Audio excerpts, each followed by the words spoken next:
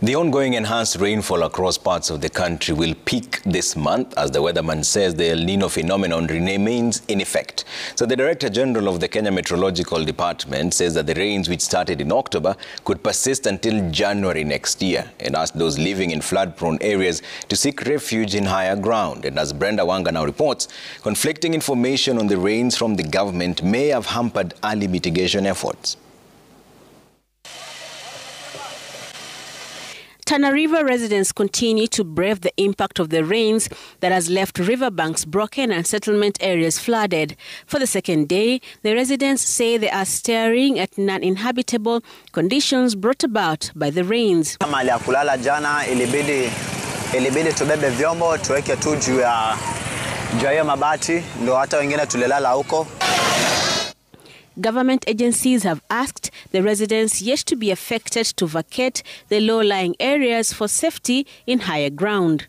The prevailing weather conditions of enhanced rains that has left death and destruction in its wake shows no signs of reducing. And the Meteorological Department's boss says this is what had been anticipated and been backed by science. There was no doubt expressed from our office that the El Nino enhanced rainfall would be with us. And we mentioned November as the peak. And that is really what is happening. Every year, the season starts in October, but not in equal amounts, not at the same time. The Met Department had in August issued a warning over the coming rains, asking different sectors to prepare for the potential impact of the rains, including taking safety precautions as well as harvesting of rainwater, amongst other measures. A presidential statement, however, threw a spanner in the works, and now the government says those mitigation plans may have been affected by the lack of clarity on the rains.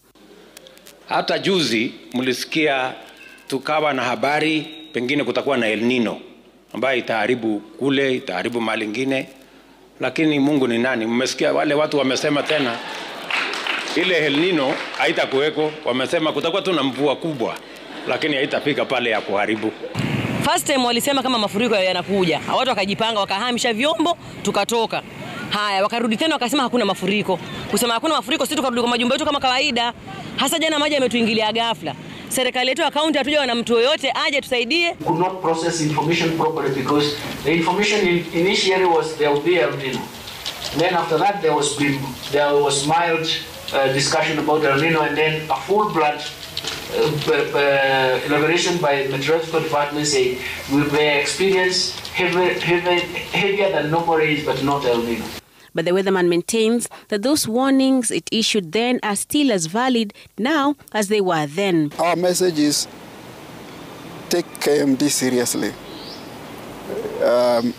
If there is something you are planning to do that can wait, let it wait, so that you can do it late than have a situation where we will be saying these were plans of the late.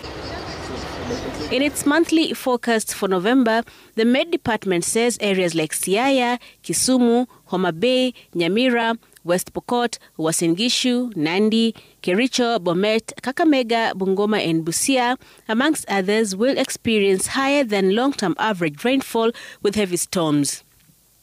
While Turkana, Samburu, Kajiado, Kitui, Machakos and Taita Taveta will experience heavy rains with strong winds. Areas of central Kenya like Nyeri, Murang'a, Kiambu, Meru and Nairobi will have occasional episodes of heavy rainfall.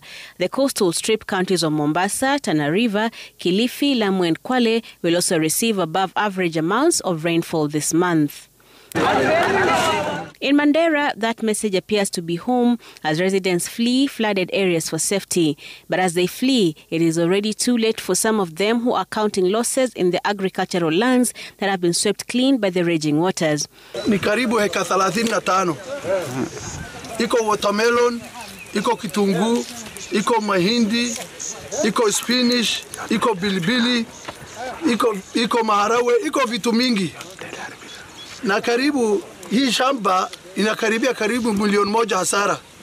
The weatherman says the rains will continue throughout this month and are expected to last until December, but are also likely to stretch into January next year in selected parts of the country. Brenda Wanga, Citizen TV.